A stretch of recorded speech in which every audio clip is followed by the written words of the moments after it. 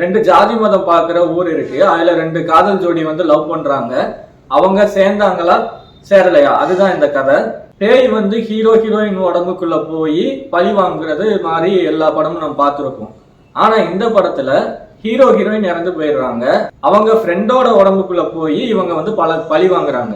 அப்படி ஒரு point of view வச்சு டைரக்டர் கொஞ்சம் வித்தியாசமான முறையில இந்த படத்தை பண்ணியிருக்காரு. MS பாஸ்கர் மதம் மாற்றம் பண்ணுங்க அப்படின்னு சொல்லி ஒவ்வொருத்தரா பிரெயின் வாஷ் பண்ணி அந்த நோட்டீஸ் எல்லாமே கொடுத்து அவங்களை ஹிந்துவா இருக்கிறவங்கள கிறிஸ்டினா மதம் மாற்றம் பண்ணி மாற்றுறாரு.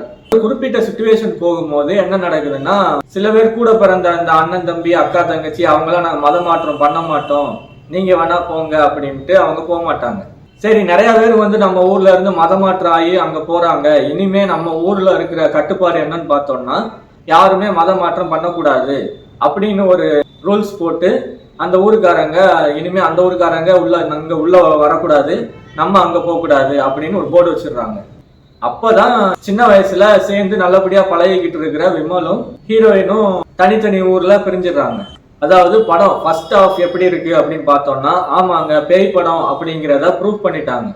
அங்கங்க என்னடா அது இப்படி கொஞ்சம் வித்தியாசமா மாற்றமா கொண்டு வந்திருக்காங்களே, அந்த பேய் யாரு, பேய் தான் யாருன்னு பார்த்தோம்னா விமலும் அந்த சாயாதேவி அவங்க தான் ரெண்டு ஹீரோ ஹீரோயின் அவங்க தான் பேயா வந்திருக்காங்க அப்படிங்கிற அந்த பாயிண்ட் ஆஃப் வியூல போகுது.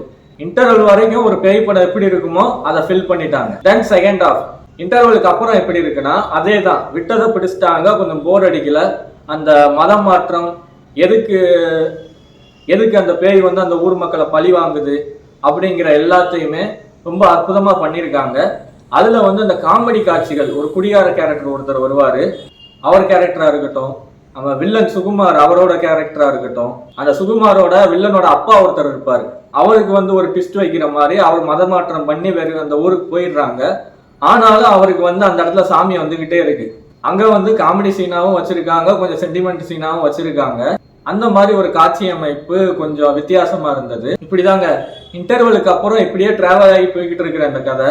அந்த பிளாஷ்பேக் சீனு, அந்த விமல் அந்த ஹீரோயின் எப்படி லவ் பண்ணாங்க, எப்படி லவ் பண்ண ஆரம்பிச்சாங்க அப்படிங்கறதெல்லாம் பிளாஷ்பேக்ல ரொம்ப சென்டிமெண்டாவே அழகாவே காட்டியிருந்தாங்க. அதுக்கப்புறம் கிளைமேக்ஸ்ல என்னடா இது, என்னதான் இருந்தாலும் பேயாச்சு, எப்படி நீ ரெண்டு ஊரை வந்து பழி வாங்கலாம் அப்படின்னு சொல்லிட்டு அந்த இன்ஸ்பெக்டர் தான் அந்த சாமியாரை கூட்டு வந்துடுறாரு. இனிமே நீங்க யாரையும் கொல்லக்கூடாது, இந்த ஊர் மக்களை, உங்களுக்கு தேவை இந்த ஒருத்தன் தானே, அவனை மட்டும் கொண்டுக்குங்க, கொண்டுட்டு நீங்க ரெண்டு பேரும் சாமியா மாறிடுங்க, உங்களுக்கு வந்து பொங்கல் வைப்பாங்க, சேவல் வெட்டுவாங்க, கெடா வெட்டுவாங்க, உங்களை திருப்தியா பாத்துக்குவாங்க அப்படின்னு சொல்லி அந்த சாமியார் சொல்ல, அதுக்கேற்றாப்புல அந்த வில்லனை கொண்டு இவங்களும் சாமியா மாறிடுவாங்க.